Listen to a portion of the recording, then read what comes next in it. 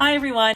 I hope everyone's doing well and that your distance learning is working well for you and that your students are all healthy and that you're healthy. I wanted to share with you a little activity that I'm doing with my kids, and I got a question about how I record and upload something to YouTube, so I'm going to show you that as well. So one of the activities that I do with my kids on a weekly basis is I provide them with a weekly challenge. What that is I use Zoom to record myself in a room with a particular background behind me.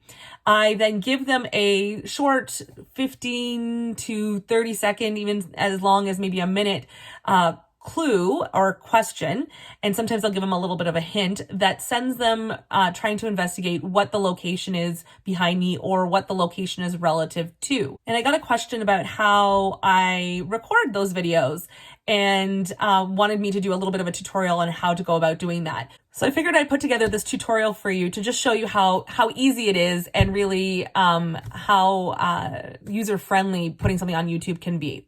And I want to give a big shout out to History in the Middle, who gave me this idea in the first place. I'll link her Instagram handle in the description bar below. So I hope you enjoy this video. What you're first going to do is open up Zoom and start a new meeting.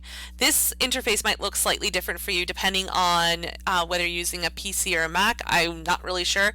What I'm using is a Mac, so this is what it would look like in a Mac. If it looks a little bit different from you, either way, just you want to hit new meeting. And so you're going to get all of your normal Zoom stuff. And then what you're going to want to do is you're going to hit the choose virtual background. And so if you just click this little plus sign, and you can add whatever photo that you want. So it can be one from your own collection, or you can pick one from the internet. So generally, like some pictures I've gotten from the internet, and some of them I got from my own collection. So you just hit add image. So what I did was I picked this photograph of Francis Peggy-Magabo that was unveiled in Parry Sound. So this is going to be the feature of my next clue or my next question. And you'll notice that I'm center into the screen. So what you want to do is you just want to make sure that you're off center from wherever the whatever you want to be the focus point is. So if you have a picture of a building, you may want to be off to the side. What I also do is if that building has some sort of a signage, so I just make sure that I'm always standing in front of that signage just so that they don't easily achieve the clue. So I want them to be able to do a little bit of investigative, I want them to do a little bit of investigation. So for example, they might put into Google descriptions of the statue that they see behind me. Sometimes when I'm communicating the clue to them, I might say something like, this statue is located in Ontario, and then that might give them a little bit more to go on, and so they can make those conclusions themselves. The other thing too is the reason why you want to make sure that you're in the frame, and I know it's very tempting to kind of just put the picture up on its own, is there's such a thing called reverse image search. So they could just take a screen capture of the image and then put it into Google, and Google will feed back what that image is. If you're in it, it just makes it a little bit more difficult for the Google algorithm to figure out where that picture came from and what that picture is. So I'm just adding another hurdle into their investigation. So once you've kind of centered yourself and you are ready to film, you're going to come down here at the bottom where you see record, and you're going to hit the record. So you're just going to want to make sure that you unmute yourself if it's defaulted to mute. So I'm just going to let it play for just a second. So you would record your question for the students. Once you're done, you can press the stop. If you've made a mistake and you want to be able to edit it afterwards, you can always pause it and then kind of figure out what you're doing and then restart it. But once you're done, you hit the stop button. Once you're ready to start editing, you just want to make sure you hit the end meeting button. When you hit the end meeting button, what ends up happening is Zoom will then convert the video file and will then download it to your hard drive. And you get it from your hard drive, and you can import it into whatever video editing software that you have. Personally, I have Camtasia. This might be a little bit out of your price range, but any standard movie editing software that you might have in your computer will work just fine. Hi everyone, here's your weekly challenge. This statue of a World War I hero was unveiled in Parry Sound, Ontario on Aboriginal Day. I want you to tell me who is that famous World War I soldier that is represented in this statue? Good luck. Once you've finished editing your video in your editing software, you're just going to want to make sure that you export it. So just make sure you export it to some sort of a video file. So for me, it's an M4A file, but that could vary depending on the type of program and computer that you use. Then you're going to find your way to YouTube, and you just want to make sure that you're in whatever YouTube account that you want to post the video in. And all you do is you click on the top right hand side here where you see the little plus sign with the video. You click on that, upload video, and it's going to take you to this page here, and you can either search for it in your folder or you can drag and drop. So I'm going to drag and drop.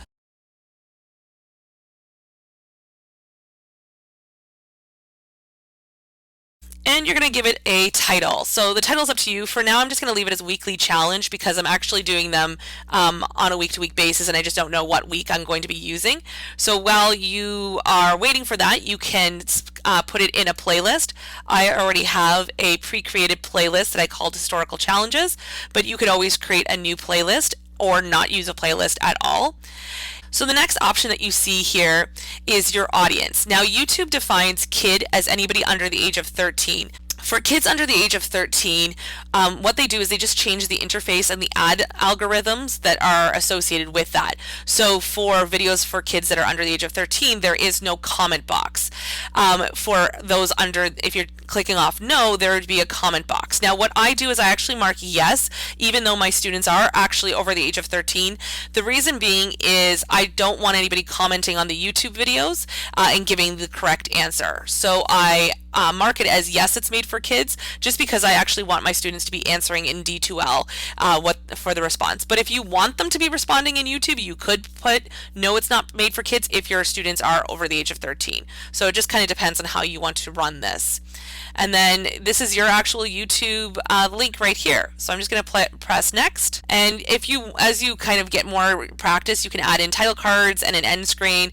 But for me, that wasn't really necessary. I'm just kind of doing these really quick for my students. And you have three options that are here. So you can make it public. Now, public means that anybody on the internet can be able to see this, and it could potentially show up for public consumption in somebody's algorithm. That is up to you. If you don't mind that, you don't mind the general public seeing it, by all means feel free to press public. For me, I actually press unlisted, and it seems that this is the default option for YouTube. This may be specific because I'm using a school account, or maybe it is specific for the general audiences. But either way, unlisted I would say is probably your best bet. What this means is that the average person cannot Google search your video, and only people who have the direct link can actually access that video. And the third option is private. I would not recommend that you do private, simply because then your kids can't see the video at all. So private would be strictly for yourself and your own consumption, unless you share it specifically with individuals. So you would have to add in their email addresses or their YouTube handles. So unlisted is probably your best bet as a teacher. You can certainly schedule it, but of course then it's making your video public. So if you want it to come out next week, you could schedule the date for it to be released on that date, but it would automatically default to public. Press save, okay, and you can just copy it. You can send it to your various social medias if you want. Otherwise you can close. So the videos that you see here are the videos that are in your that are on your channel. So your channel is where all of your videos are hosted. Now all of these are unlisted, as you can see here. So if you were to visit my channel, you actually wouldn't see these videos presented. If it was public, it would actually show up on my channel, and so you as a casual user would be able to see it if you searched for my channel. But these are all unlisted, so you can't see it. Now if you have a look, this is what's known as the title card. So this is what the students would see as the frozen image. Now, as you can tell, it's not a particularly flattering image of myself, so you can actually change this. So if you click on the little pencil, and if you go down here, it defaults to 3 different photographs. You can choose one of those, or you can upload your own. So if you have a logo or something, you can always put that in there instead. So I'm just going to choose that one and click save. And now you can see even the title card is slightly different now. Okay, and You can go back out, and you just give your kids the shareable link. And there's the video. And that's it. I hope that answered all of your questions about how to create a YouTube video as well as how to upload your YouTube video to YouTube. Good luck and happy YouTubing!